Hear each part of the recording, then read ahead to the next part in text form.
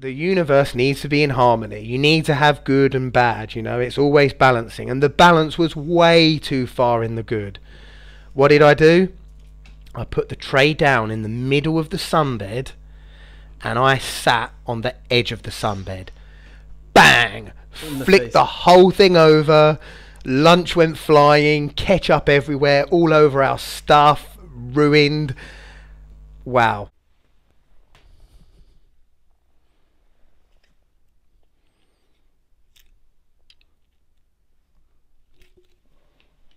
Oh, hello there.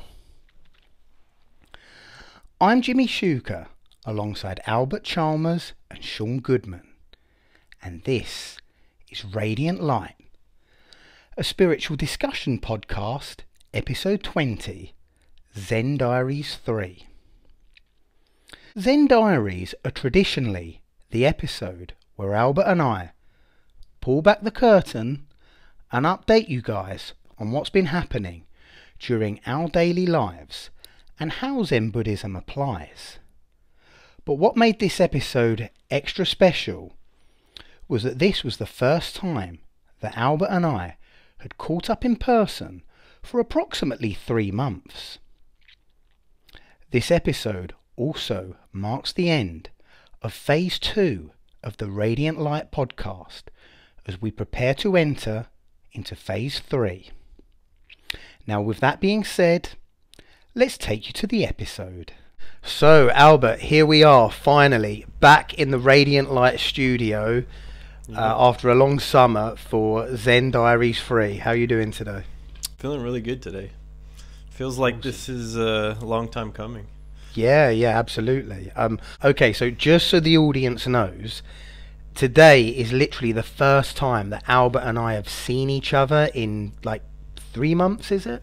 Pretty much to the day. I don't remember exactly, but it's almost 3 months at least. Yeah. So for the benefits and listeners and viewers, we went our separate ways for the summer in about mid-June. It's now mid-September.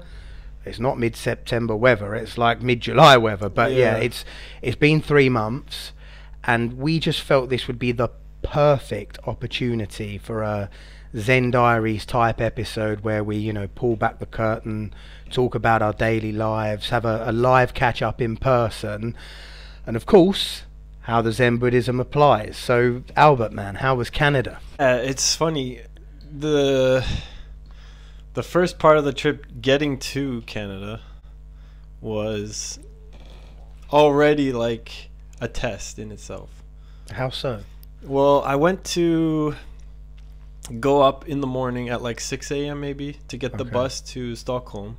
So, and when you say a test, you mean a test of your Zen? A test of the Zen from really? The universe. Yeah, the universe is testing. Are we as Zen as we like to proclaim? But yeah, continue.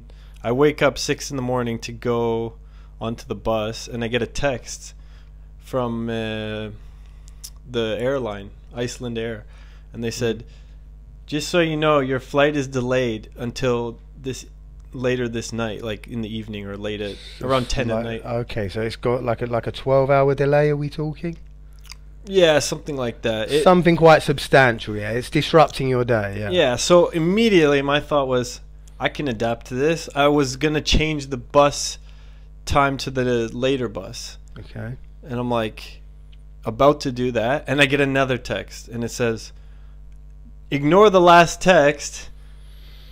There's no delays. Just come to the airport. So I'm like, all right. So I'm like already flustered. Like what's gonna? So I get everything together. Me and Leon meet his mom and Lucy, our dog, and we go down to the bus stop together. Say our goodbyes. Get on the bus. Everything's chill. We get there. We go to the airport. Walk in. I'm like, this feels smooth. We get to the desk, and the lady who works at the airline was like, no, your flight is delayed, actually. Oh, great. And I was like, well, thanks for, like, why'd they send a second text to tell me it wasn't delayed? And then she didn't know. But anyway, I mean, who does at this stage, you know? Yeah, it's just, I've realized now that traveling, it's always a shit show, and you have to expect something to happen. Absolutely. So I'm like, well, I can deal with that as long as we're going to get a room and board when we get there to Iceland, because I'm not going to be sleeping in the airport with an 8-year-old child. Or he was 7 still at the time, but like it's not ideal with a child. Right, yeah. Happy birthday to you, Leon. Yeah. Yeah. Shout out to Leon. He was totally cool with it. Like, as far as a child who can travel, like he's... So he was more zen than you, is that what you're saying? Oh, yeah. Cool. He's like a world traveler already. It's incredible. Nice. I'm so impressed. But still, I didn't want to put him in the situation where we're sleeping on a bench or something, right? Right, so hold up. This is a layover in Iceland. How long are you staying in Iceland?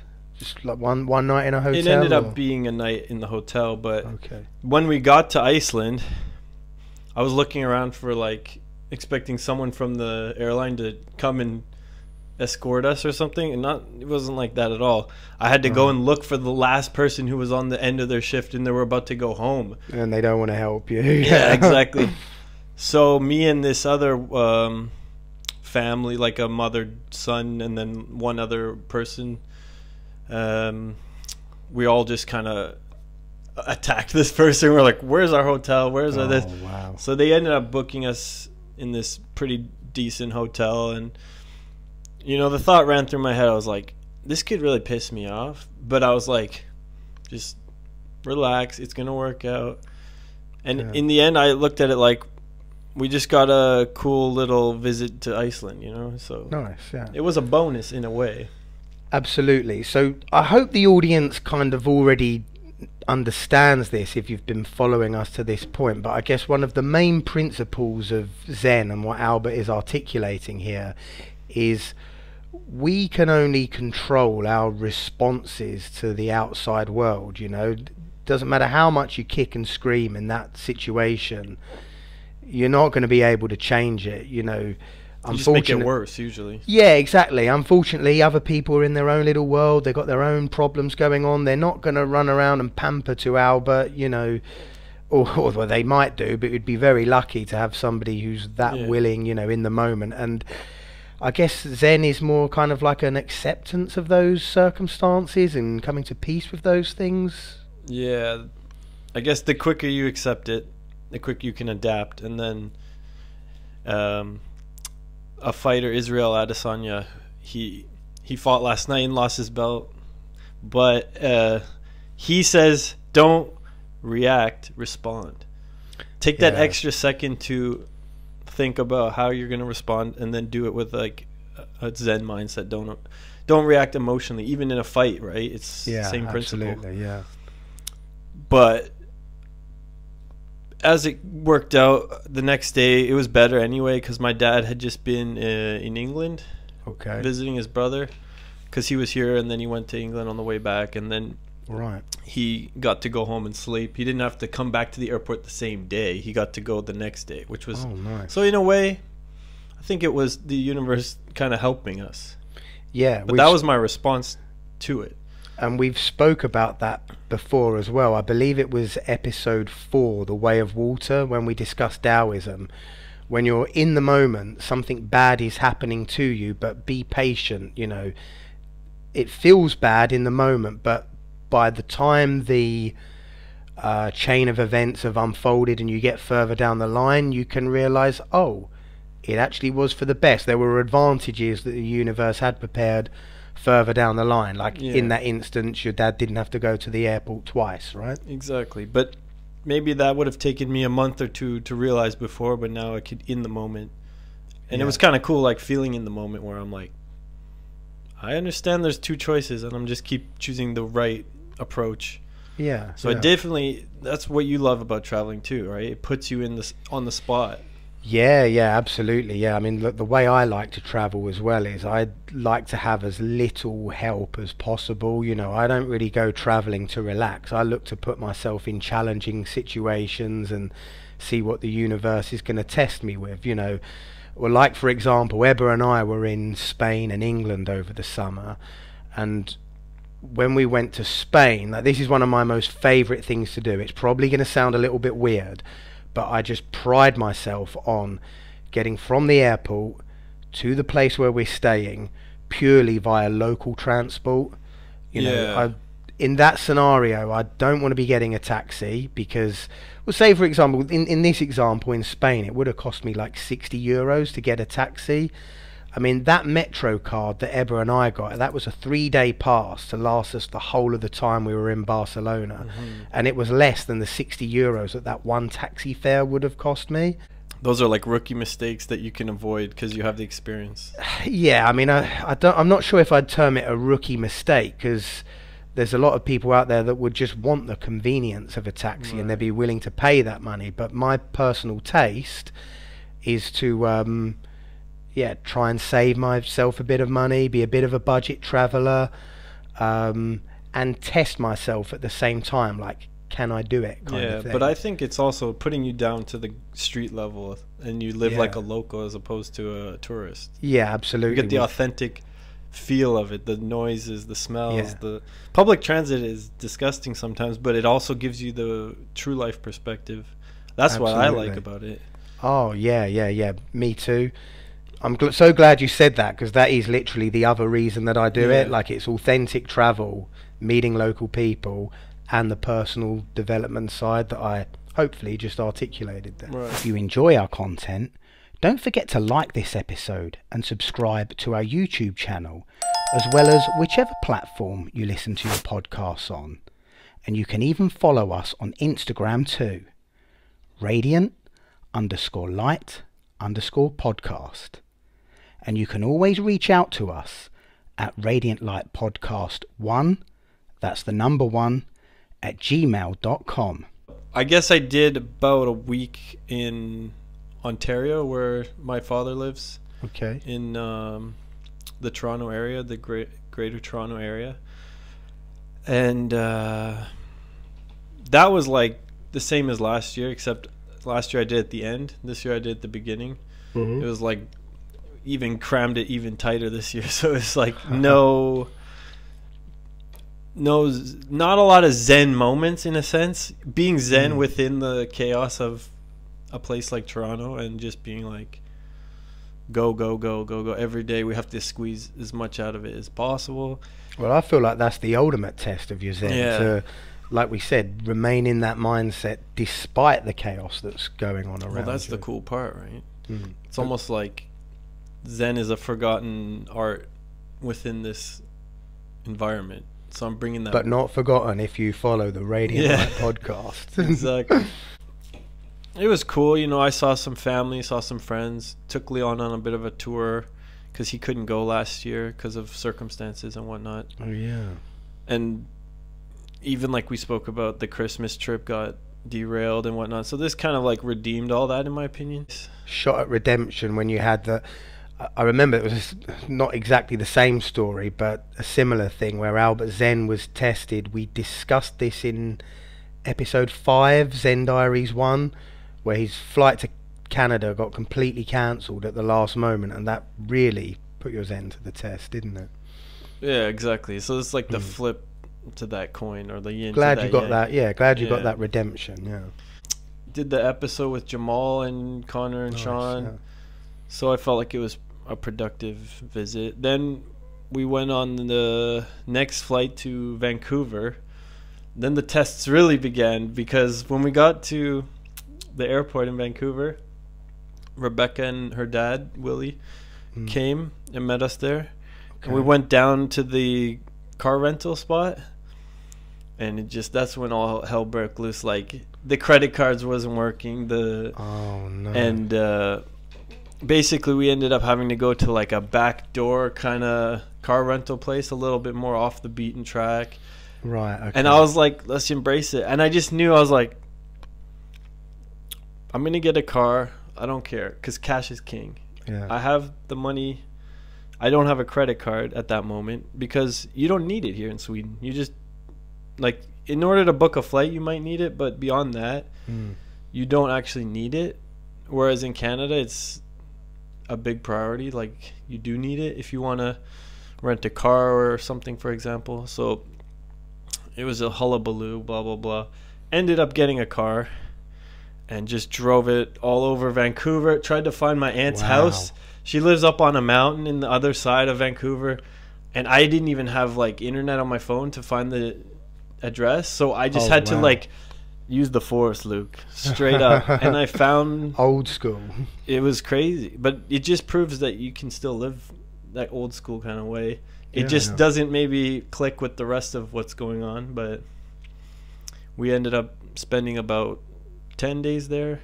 Had a Nice. car and just drove around. We went to Vancouver Island, and that was also kind of a challenge because there's so much we wanted to cram into like 3 days of being on the island. And like the first day was just getting there to our we rented like an apartment on the ocean. Cool. It was super nice and beautiful, but just getting there was such a mission that like we had to drive past half the things we wanted to do. Oh, really? And it's just like this letting go kind of Buddhist mindset was the only thing that kept me. It was more like I just kept driving and just. And you mean literally let them go permanently, not like you could come back to them on a later day of the trip. You're just short on time. Yeah, at we this just stage. couldn't even. It was Right, impossible, okay. right? So, like, we literally went to the farthest coast of Canada, like right on the Pacific Ocean.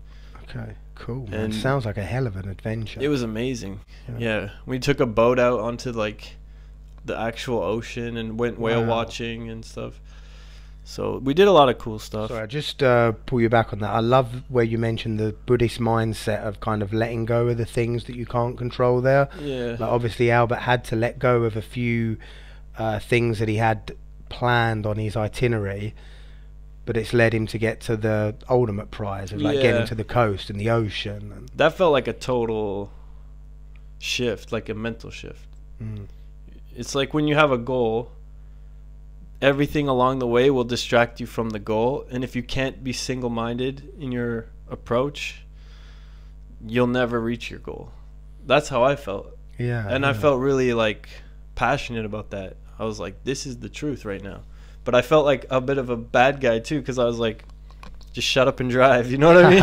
I just put the pedal to the metal and went tunnel vision, and You did it. You achieved Yeah. it. You got where you wanted to go. yeah, it was pretty epic. Yeah. But it was definitely a like whirlwind of emotions and a whirlwind of just like non-stop basically. But once we got to the room and just took the exhale, just like we did it, then it was totally worth it. And we went to a place called Tofino, and they have like some of the best beaches in Canada all Cool. along the coast. And we went to the one called Long Beach, where I went when I was like a teenager, 13 maybe, Nice. and just zenned out there. And it was so beautiful. Like, if you can ever go there, just totally recommend it. There's people surfing, and I found like a piece of wood that looked like a bokken, and I was just doing like some sword techniques and stuff. Like, really cool spot. And even though we were only there for like maybe an hour or maybe a little longer, it was totally worth it just to be there. Just to zen out in that Yeah. specific moment. Yeah. It was epic. Wow. And then we had to drive. My mom came to meet us there with her friends, and on the way her car broke down, and she was having her own test of zen, you know. Well, that's it. Things very rarely go completely to plan and how you would expect. Ended up getting back to my mom's place, and long story short, then we could finally relax a bit more. We had a base. We could like just do little day trips and things. Nice. It wasn't so stressed out. Like, Slow down the tempo. slow the bit. tempo. And the thing is, like, a big city, Vancouver, Toronto, they almost they encourage you to be stressed. They feed off that. It's like, how are you gonna spend the most money or something? You know what I mean? That's Yeah. the whole goal or something. I don't Well, know. it's a more capitalistic way of life, isn't Yeah. it? It's definitely. I don't want to bash it, but it's just I can see through it now. It's very. As much as I love going into the Matrix, Mm. it's cool to be able to be like Neo in the Matrix and not be just another drone or something. Oh yeah, totally. I hear what you're saying. It's like, for me, that was one of the biggest shifts when I moved to Sweden in the first place. Like, I've gone to a capitalist country to Sweden, which is more socialism, I would say, and you kind of see the place that you were grown up in from an outside perspective. And it's weird because you kind of step back into it for these trips, and it's lovely. It's such a warm, homely feeling, like a holiday into your old life. But you don't fully fit in there the same way that you did before. Like, you feel differently, but not everyone can kind of see it, you know? Yeah, I think we've talked about that too. Is it's like people who know you don't even understand that even. Yeah, it's Albert, so weird. I'm so glad you said that, because I do actually have a story that I'd like to tell you here from my trip. Go for it.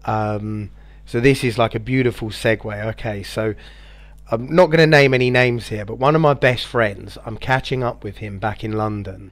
So the point I want to reference here is, it's Zen Diaries 1, episode 5.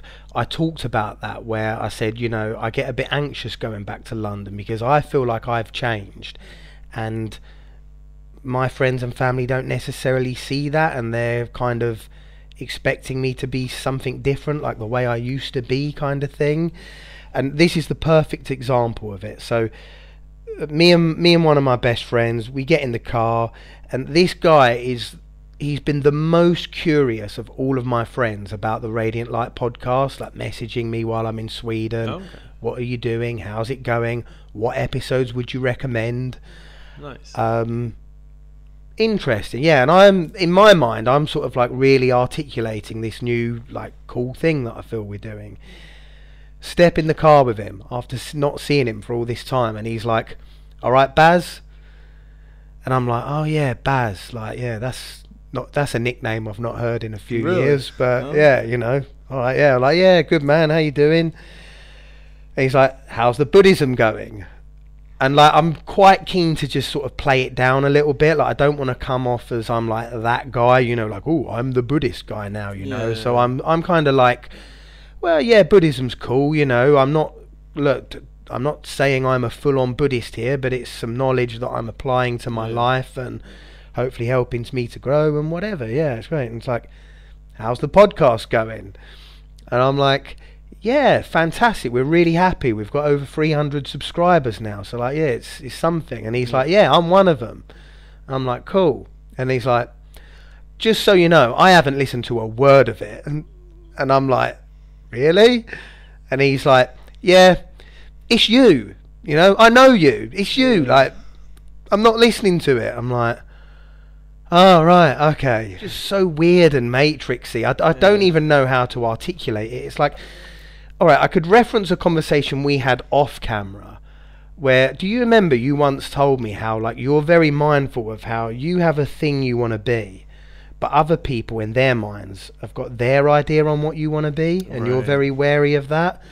Yeah. So it's like, all I can kind of try to diagnose is, or attempt to try and diagnose it to, is like, he probably sees me as, you know, the beer drinking guy who likes football and all those things that, like, how I was really keen on before. And it's like, yeah, it's just too much to process that. Yeah, now he's into like Zen Buddhism and going to the gym, and it probably just conflicts with the image that he has. Like, most people are kind of static. They don't, like pre-programmed. Yeah, they're just the same every day, right? And they're not growing in the same way, and it's just like too difficult for them to adapt their perspective in that way. Well, it's like they've got to reconfigure their whole impression of who you are, and it changes, like, somehow it's like offensive to their self-image or something. I don't know. Yeah, like, oh, if he's doing that, does that apply that I should be doing something else too? Like, but that's the thing. I've never felt like we're pushy or something. It's always been kind of just like, we're just doing this. What we're doing is our thing, right? But it just doesn't always click with other people. I even feel a little bit awkward talking about this example, because I'm almost thinking, is this the opposite of Zen? Am I like now puffing my ego up and being all like, oh, I'm not like that anymore? Like, you know what I mean? So it's a tricky one. But as soon as I had that conversation, I wanted to tell you about it on this episode. Everyone tries different things until they find out who they are. It's not a shameful thing. In my opinion, you should try a lot of different things until you really figure it out, who you are. If you don't do that, you're just going to be confused as to who you really truly are. Yeah. And then you'll just let someone absolutely. else tell you who you are. I'm sure we spoke about that in episode 9, the Alan Watts special. How Alan Watts very much had like one foot in the Zen Buddhism camp and one foot in the Christian camp, and I don't know, I'm paraphrasing here, but didn't want to just completely attach himself to one identity. I like the message of it. That's Yeah. the important part. It's a beautiful message. Yeah, nothing about who you are is important as to like what you spreading out there. What kind of, like Jordan Peterson or any of these people. I don't agree with all the things they say. Even their opinions, I don't even agree with. I just agree with the fact that you should be able to express yourself freely. And that's kind of where I wanted to go with this, is like Canada. I love Canada, and I kind of now start to understand how you feel with England a little bit. Yeah, a little bit more, because you've had this kind of England, it's not it's not what I remember. It's not like I used to, even though you see it differently. Don't get me wrong, I love England and I love going back there, but I do see it different. Like I just said, you know, like, and it's an outside perspective. It's a beautiful thing, like a holiday into my old life. Yeah, that part of it is cool, but it's like that was a time that has passed. Yeah, you're looking at a photograph of the thing. Yeah, it's not the thing itself. If you go to Canada now, it's not how it was in the 90s. Simple. It's just not. And our memories play tricks on us. Like, if we're sitting here in Sweden getting depressed about our circumstances, all we're doing is like remembering England and Canada as something better than they were.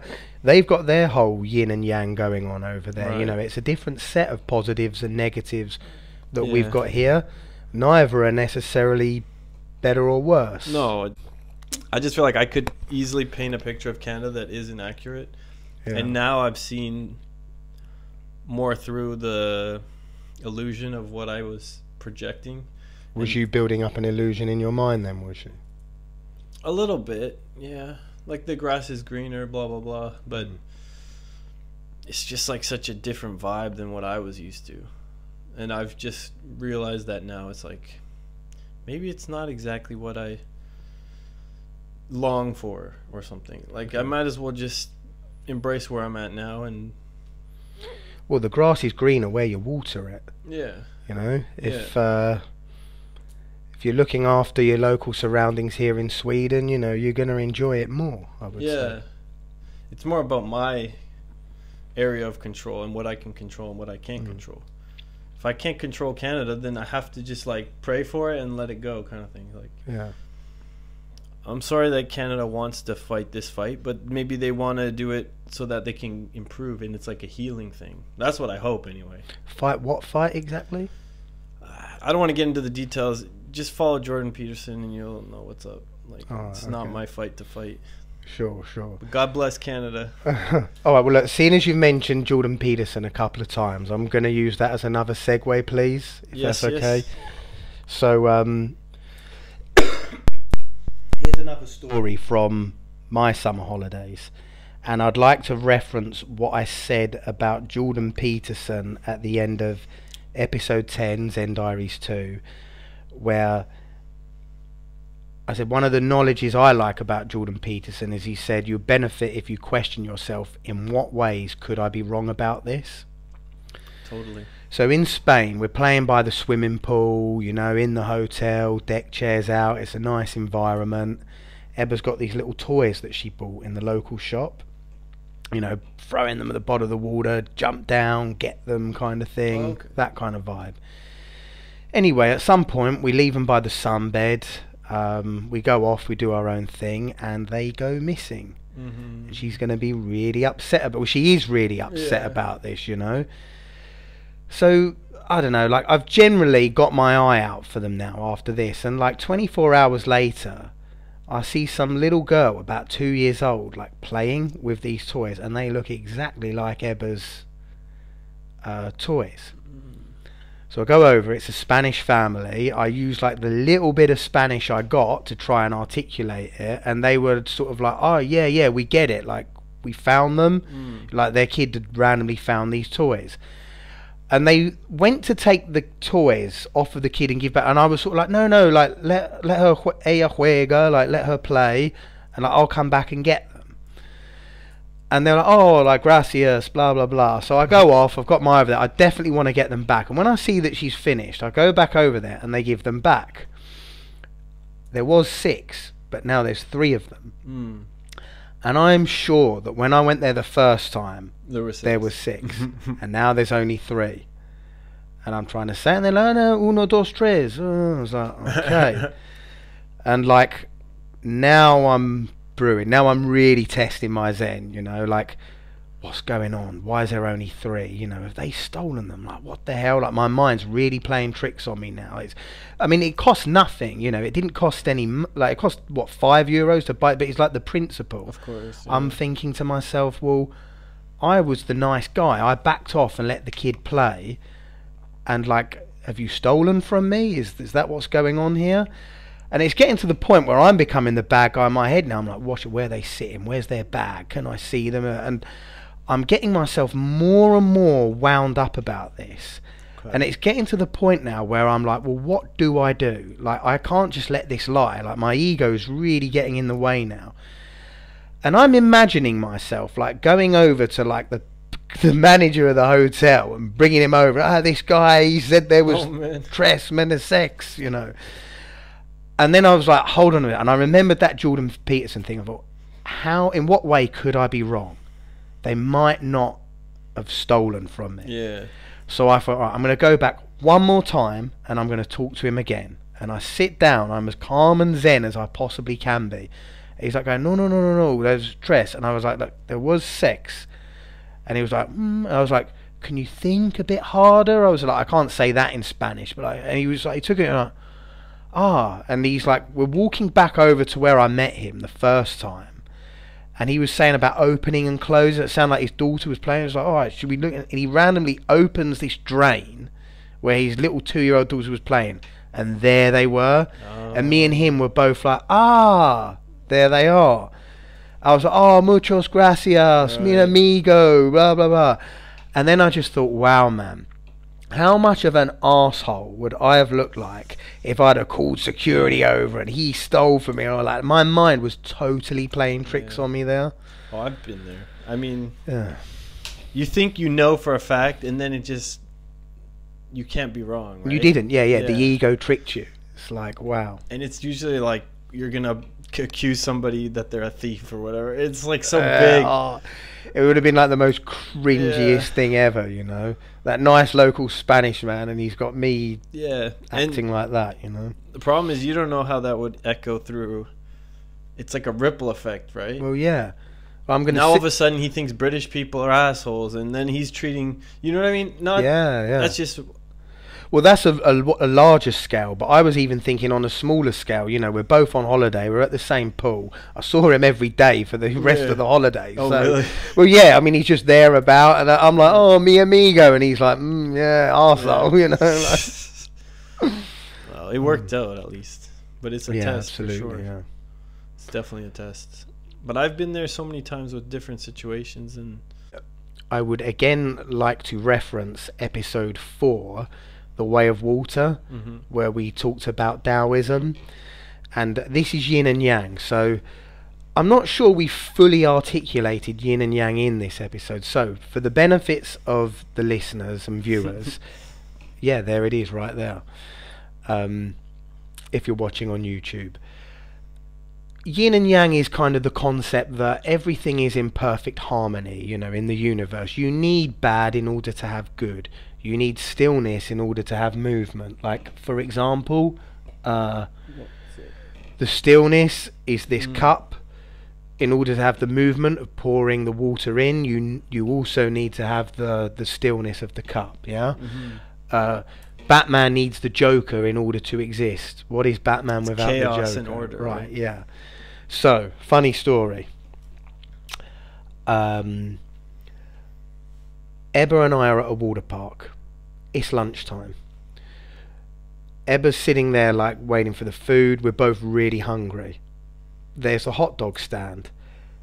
The situation is perfect. There's no queue. I walk up to the counter. I attempt to speak Spanish. I'm really hoping that Spanish is going to be my third language here. But, you know, I'm at a really basic level. But in this instance, I managed to hold the whole conversation and order our lunch and drinks perfectly in Spanish. It flows. I don't use any English. I open my wallet.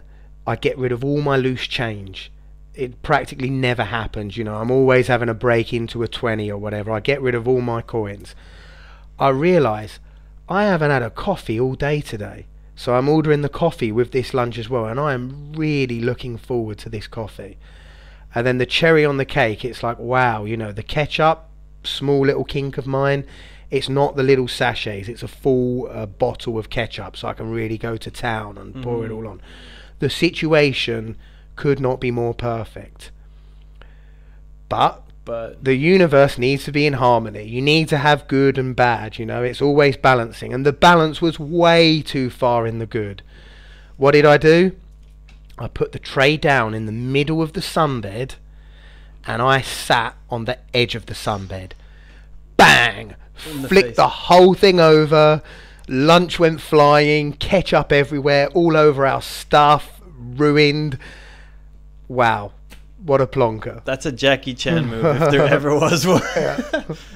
But yeah, I just thought I'd share it with you. The universe was in perfect harmony. Yeah, that's what I've learned too. It's like, if something's going too good, you better just like tone it down. Zen Diaries does generally tend to be the episode where we draw back the curtain, so to speak, and talk about what's been going on behind the scenes in general on Radiant Light. So what I'd really like to do now is kind of review the entire second phase of the Radiant Light podcast. Which is episodes 11 up until now, yeah. You remember at the end of Zen Diaries 2, episode 10, we kind of termed that the first phase, and now this is the second phase. Martial arts, it's a huge division within Radiant Light. And it all kicked off with episode 11, Shaolin Temple. Huge thank you to our listeners and viewers here. But how many viewers is it now on the Shaolin Temple episode?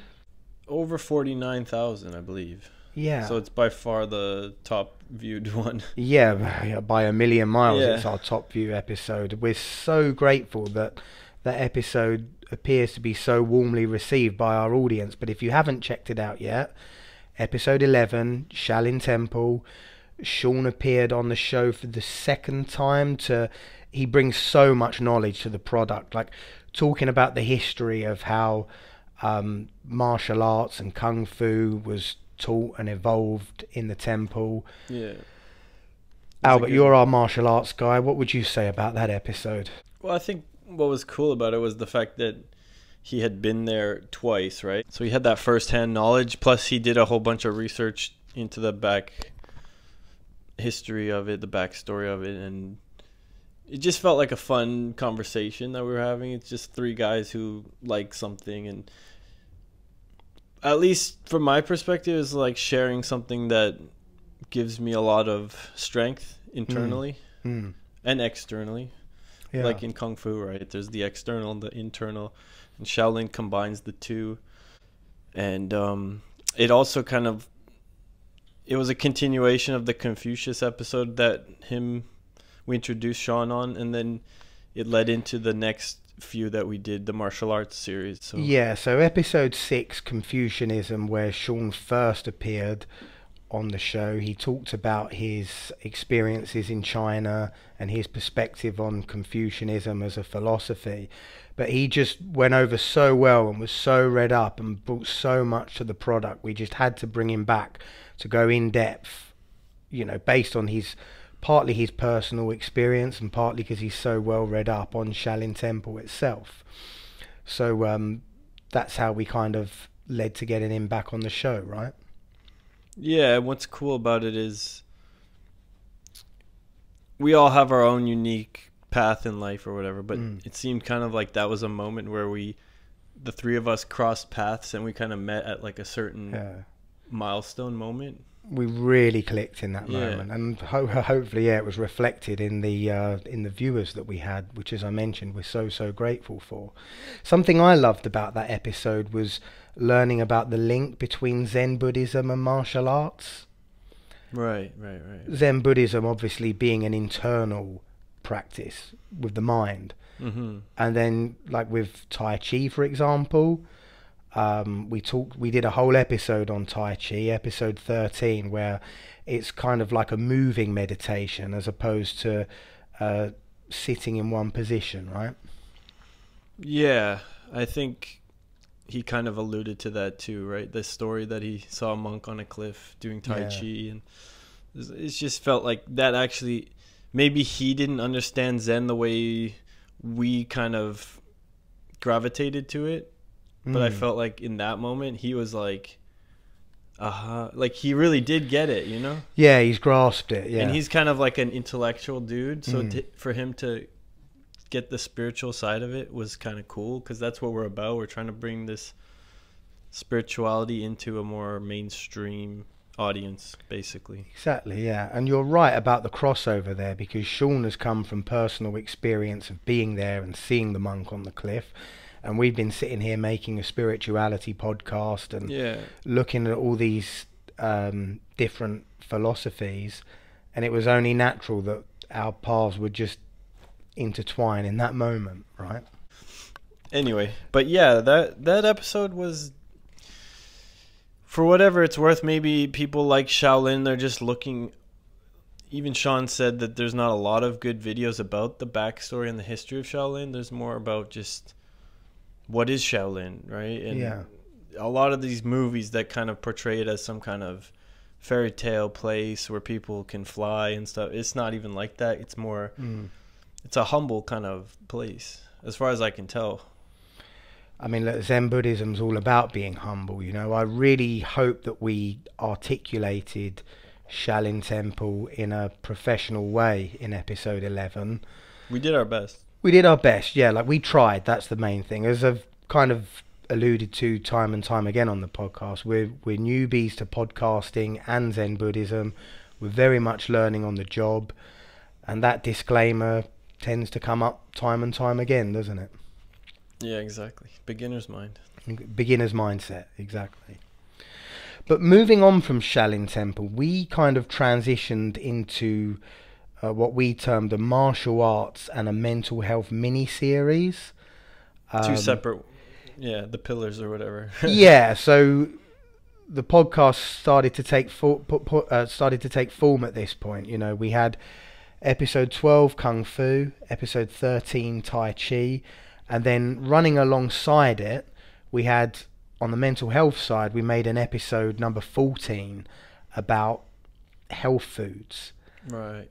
And then exercise. Yeah, well, we'll come on to the exercise episode in a minute, but round about that point, the Tao kind of spoke a little bit, didn't it? We had this plan to do these mini-series, but we just kind of felt we had so much more content to talk about that they kind of evolved into full-blown divisions within Radiant Light. Oh, right. Yeah, exactly. Well, I mean, how many different martial arts do you want to talk about, Albert, you know? Is that a question? Yeah. Oh. Absolutely. Like, how could you possibly fit them into a mini-series, right? Yeah. No, exactly. You don't want to feel limited. That's the whole thing. Yeah, exactly. Like, if we was to make a mini-series, I mean, a mini-series to me is like, what, 3 episodes? Yeah, we kind of... I think it's just more about opening our imagination and seeing all the possibilities and not limiting ourselves and having... Like, we think we know what's right, and then we try it, and then maybe we make like 30 mistakes, and then the next video we make 29 mistakes, or maybe we make 30 totally different mistakes, but every time it's a new chance to come from a totally blank slate and start, okay, what did we do? What worked? What didn't? Drawing board stuff. Yeah, absolutely. Where we've been talking about Zen Buddhism and Taoism so much, I'd say one of the personal benefits I've had, or I've observed in myself as time's gone on, is to be more flexible in my thinking.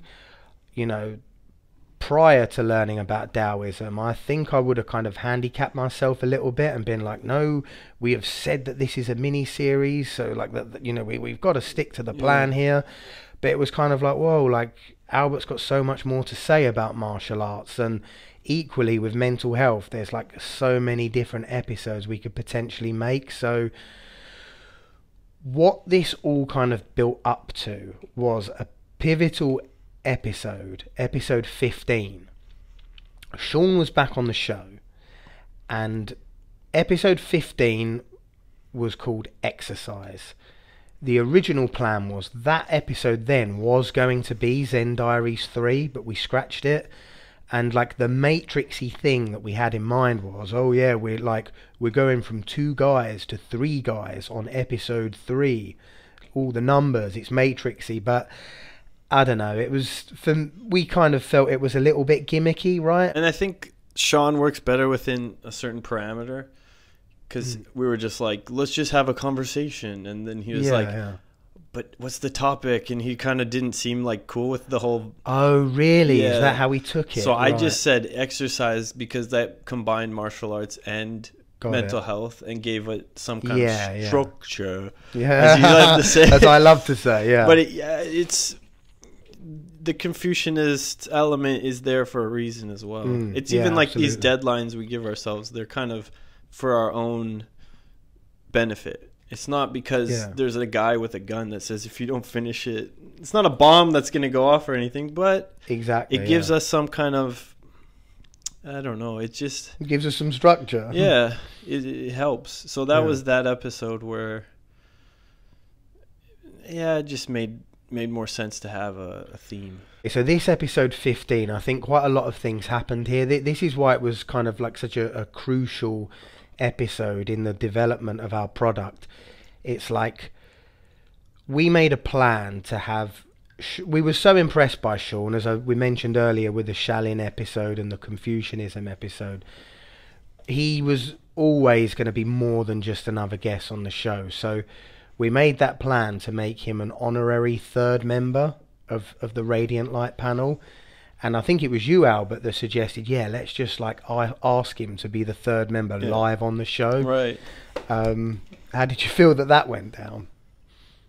Yeah, I think that was the right choice because... But how do you feel he took it? You know, he seemed very touched, right?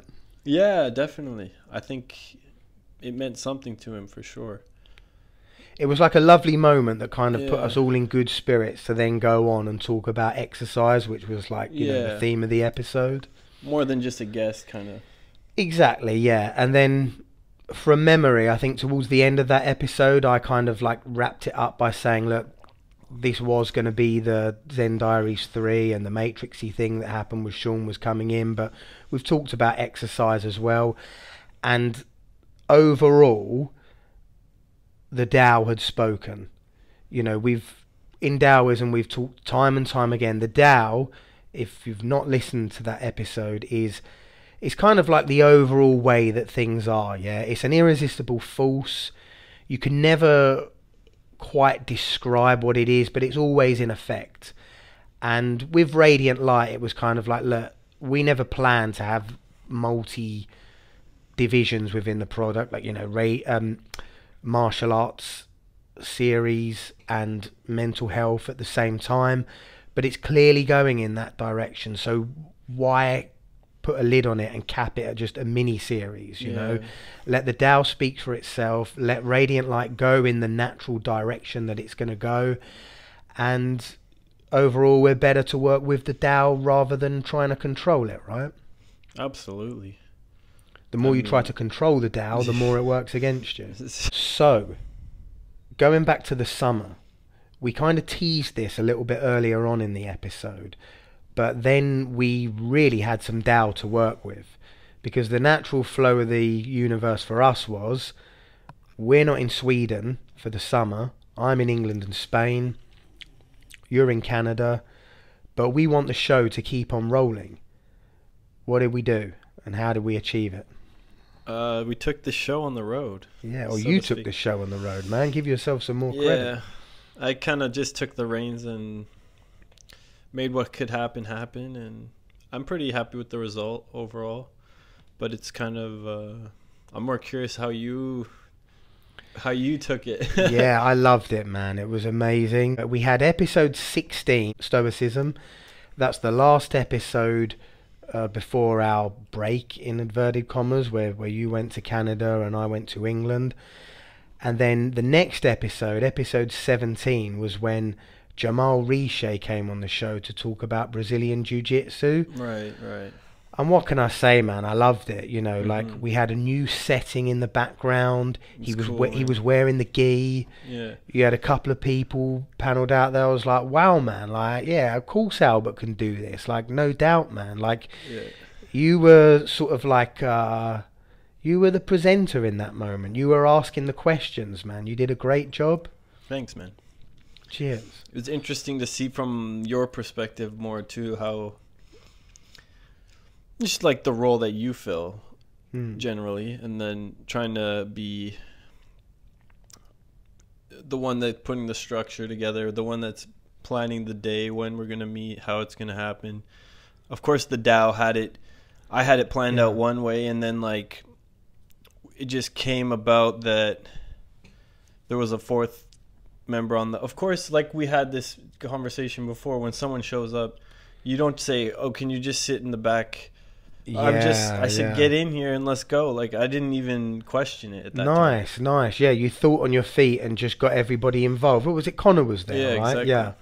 I wasn't trying to be like, oh, there's another person here, and like, you know what I mean? Well, yeah, okay, so look, what Albert's alluding to here is in episode 7, like way back, we did an episode about Christianity, and our friend Kriller, he showed up just as we was about to hit the record button. Exactly. And but it was quite rude, actually, looking at. We left him in the other room. Our first attempt at making a video episode, and the camera cuts out, and nobody knew, and we just had a whole bunch of audio with no video to go with it, and it was kind of like, oh wow, man, look, we worked against the DAO. You know, Kriller showed up, we've sort of sodded him off in the other room. He could have at least been the cameraman and kind of caught the moment for us. He had the idea to do like a montage and all that, and it was like when the video cut out and we only had the audio, so it's like, yeah, that happened again, but this time I caught it in the moment. I was, of course, you bring in the fourth member, and that added a cool dynamic too, because it segued into the next episode, which was Muay Thai. Exactly. And we didn't anticipate that, but then it made more sense. Oh, this is how it's supposed to be. Yeah. So episode 18 is the Muay Thai episode, where you and Connor, you sat down and you talked about his backstory. Again, I loved the setting. I was like, wow, man, like now we're going to have that beautiful countryside in the background. You're both zenning out. You're getting into it. He's talking about his history. It's like, felt like a big step for sure, definitely. And it felt like a sort of, because we did the BJJ episode in Mississauga, where I grew up. And like, actually in the gym in Mississauga, right? At Jamal's gym. It was like, this is the hood we grew up in, you know, the old... Yeah, but it was like that. It was like going back to the hood, seeing what's going on, seeing that Jamal's putting out this kind of, Bushido type thing in that environment, an urban environment or suburban, but it's like, yeah, this is where I came from. Now I'm back. Get the gang together. It's kind of like we started from the bottom. Now we're here. That old Drake song. Yeah. But it's funny. Then that carried over to the next one when Connor followed me out west to BC, and that's kind of like where I spent a lot of summers. Nice. Where my grandparents lived. So it was just kind of like a walk down memory lane. And it really was. We went through his whole Thailand trip, and it was a walk down memory lane. Yeah, you could see that. It was you could feel it in the vibe of the episode. You know, it's like two old friends getting back together, kind of reflecting on the past and everything that had been. It was a great episode, and when I saw that background, I really thought to myself, like, yeah, Radiant Light really is on the road, right, so to speak. Yeah, for sure. It was cool. just to see how it manifested, because we just like, we'll see what happens, kind of. You just gave me that freedom. Exactly, yeah. With all due respect, you were kind of like, I'll take a step back and just see what happens, and I respect that, because that's the only way to let it happen, right? If you had to try to be like overseeing it from a different country, it wouldn't have made any sense. Oh yeah, totally. Well, I guess that's I always say this, but like I probably might have done that in a previous lifetime, you know, but everything we've learned about Tao, being flexible and working with the Tao, flexible in the thinking and working with the Tao.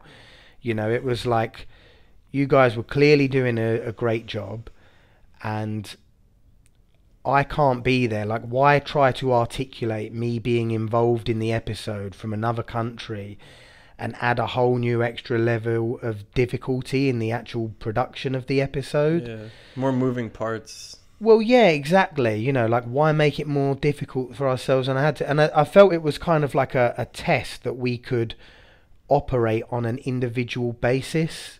You know, like, okay, we've already talked about different divisions within the Radiant Light product, but then also like we're a team, but we're individuals as well. You know, you can just grab a guest, put an episode together, and we already have like a platform, so to speak, to kind of put it towards.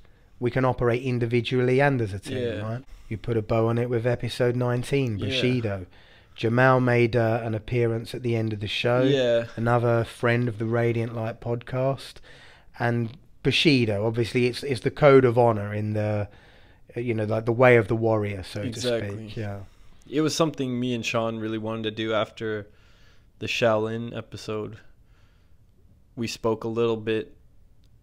I think you left the Zoom call or whatever, and we were just chatting and stuff, and he's like, oh, gotta do Bushido next, gotta do Bushido. So I was like, all right, you take your time, read some books or whatever. And so when it ended up happening, it was like the perfect time. We were just like so into that Bushido thing at that moment. We were just so and what ended up happening is all of this kind of influenced me to the point where now I do Brazilian Jiu-Jitsu as well. Nice.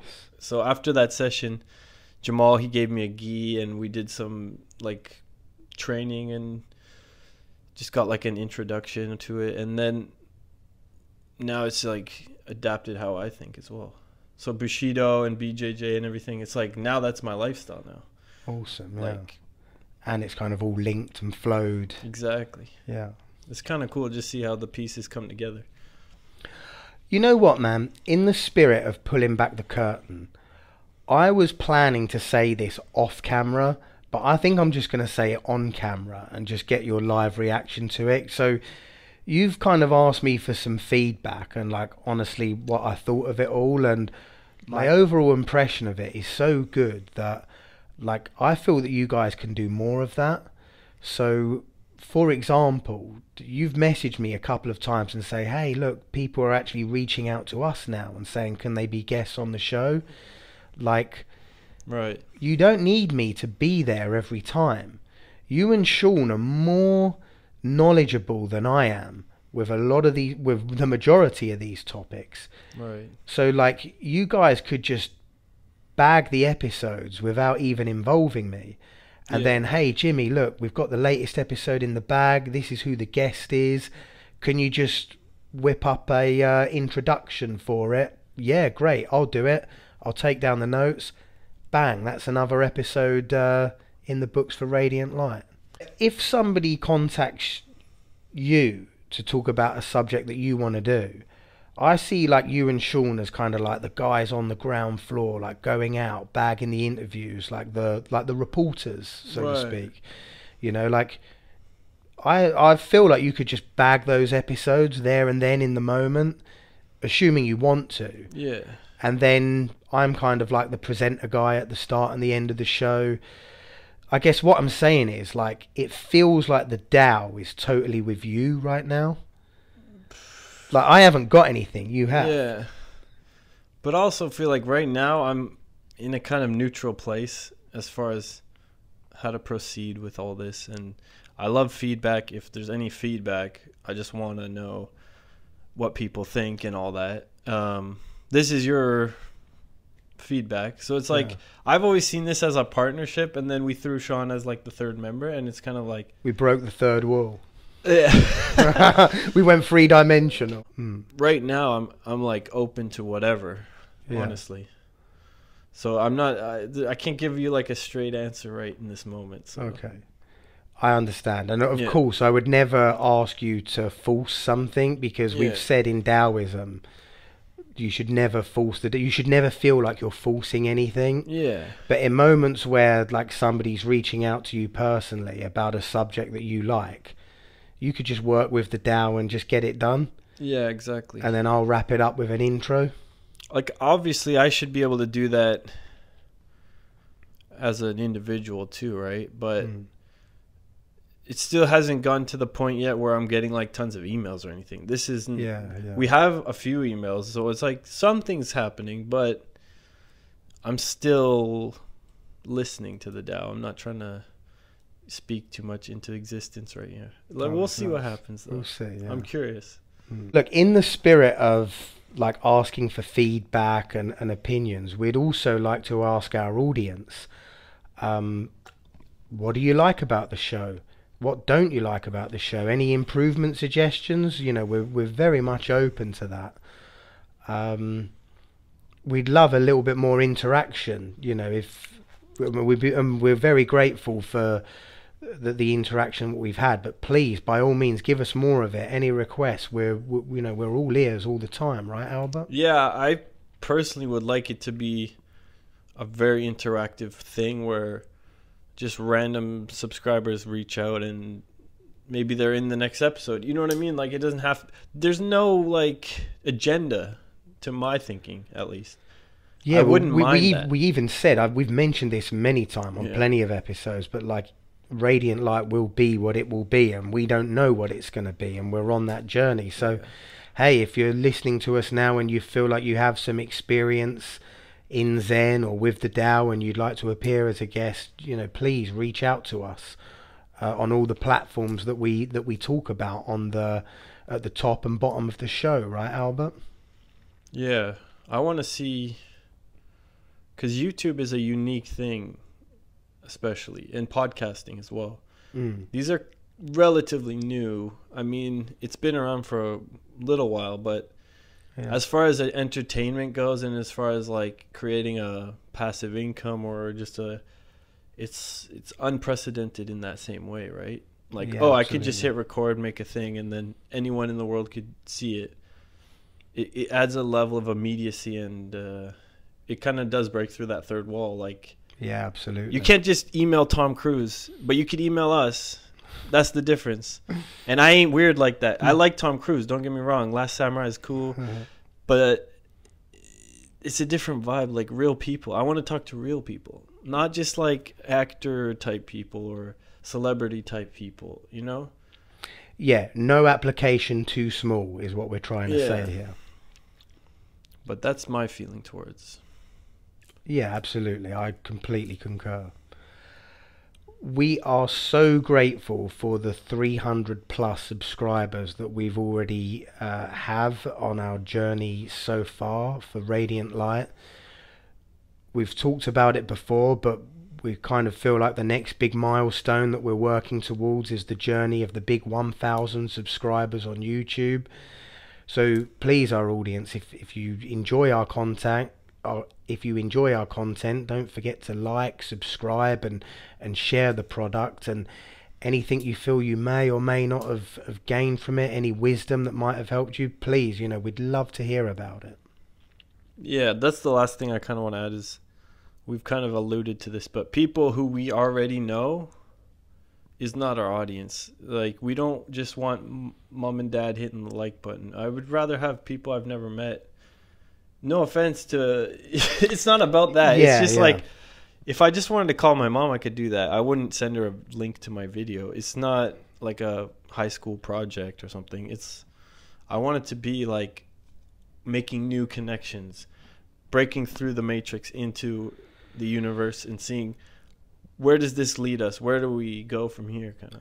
Yeah, I mean, radiant light, we want it to be some kind of positive light in some way, shape, or form. You know, if we're spreading something good throughout the world, on even if it's on a really, really small scale, at least we're like kind of doing something for the greater good. Yeah, I think the internet is such a tool that's being misused, unfortunately, as like it's all ads and toxic, weird things, and there is a lot of good out It's there. yin yang again, It's isn't it? yin There's yang, positive and yeah. negative. It's but what you pay attention to. It's like you feed the white dog or the black dog. Whichever one you feed more will become stronger. But I just think it's nice to know that we're using it in the right way. Good vibes and peace and love is what we're saying, right? All you need is love. And on that note, our friends and subscribers, until then, Stay stay zen. If you enjoy our content, don't forget to like this episode and subscribe to our YouTube channel, as well as whichever platform you listen to your podcasts on. And you can even follow us on Instagram too. Radiant_light_podcast. And you can always reach out to us at radiantlightpodcast1, that's the number 1, at gmail.com. So until next time, good night, God bless, and namaste.